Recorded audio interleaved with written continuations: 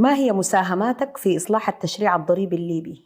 الحقيقة هناك جهود كثيرة تشرفت بالقيام بها من أجل الإصلاح الضريبي سواء على المستوى التشريعي ولا على المستوى الفني. من بين تلك الإصلاحات في إحدى السنوات على ما أذكر كان في سنة 2003 صدرت توجيهات بشأن عدم الاعتماد على إيرادات النفط في تمويل الميزانية الإدارية، بحيث يتم تمويل الميزانية الإدارية في كافة بنودها من الضرائب، وبالتالي الدعوة إلى زيادة الضرائب.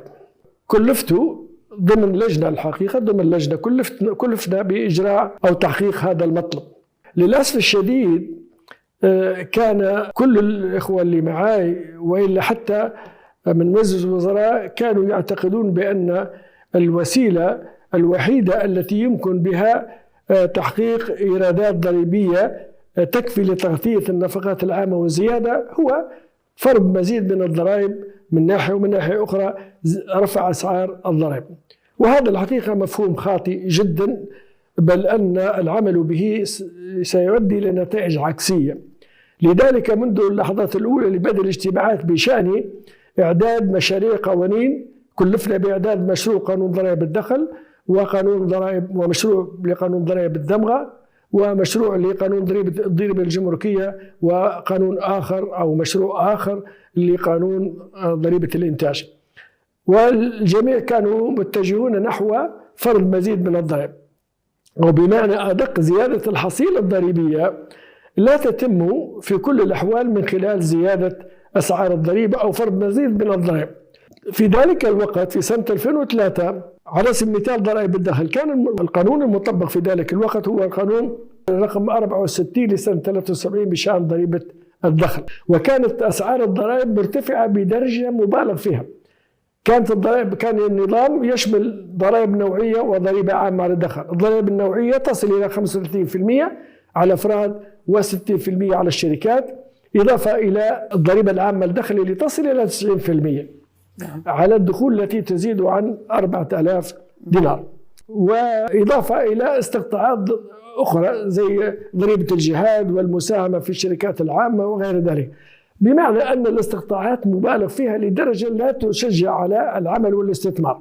وبالتالي فإن زيادة الضرائب على ما هو معمول به فإن ذلك سيؤدي إلى انخفاض الإيرادات وليس زيادتها.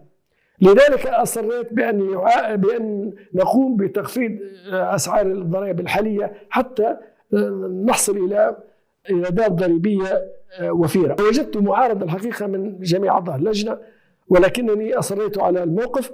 وعندما أحيل الأمر إلى مجلس الوزراء صدرت التعليمات بأن تعمل اللجنة وفقا للرؤية التي أراها، وهي تخفيض أسعار الضرائب الحالية. وبالفعل اقترحت على اللجنة وأخذت بها اللجنة الحقيقة تخفيض أسعار الضرائب النوعية، بعض منها 15% وبعض منها إلى 20% بدل من 35%، وتخفيض ضريبة الشركات إلى 20%، وإلغاء الضريبة العامة للدخل. أن هذا الأمر كان مجازفة كما قال رئيس مجلس الوزراء، قال أن هذه مجازفة، وأن إذا عملنا بها ولم تأتي بالنتائج المرجوة منها سوف تعرض نفسك إلى الهلاك. فأنا قبلت التحدي، وبالفعل في سنة 2003 كانت إيرادات الضرائب على ما أذكر كانت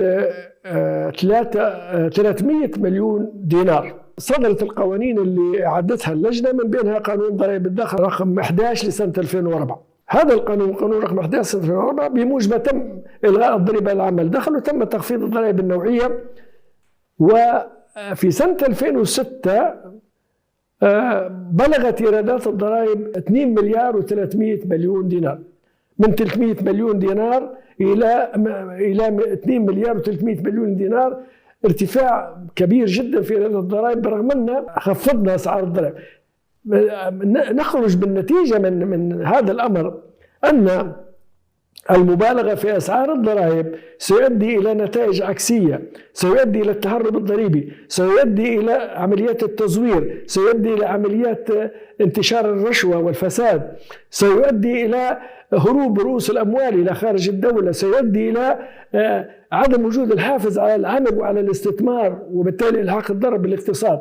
وهذه الحقيقة مفاهيم يجب أن يعيها المسؤولون سواء في قطاع المالية ولا بشكل عام. فكانت هذه التجربة تجربة ناجحة، والحقيقة أصبح الفكر السائد في ليبيا منذ ذلك الوقت أن يجب ألا نفكر في فرض مزيد من الضرائب إذا كانت الضرائب المفروضة في الحدود المعقولة. هناك جوانب عديدة أخرى لتطوير التشريع الضريبي، ولكن أكتفي بهذا الموقف حفاظا على الوقت. شكرا جزيلا لك دكتور محمود الشاوش في هذه الحلقة، ولنا لقاء.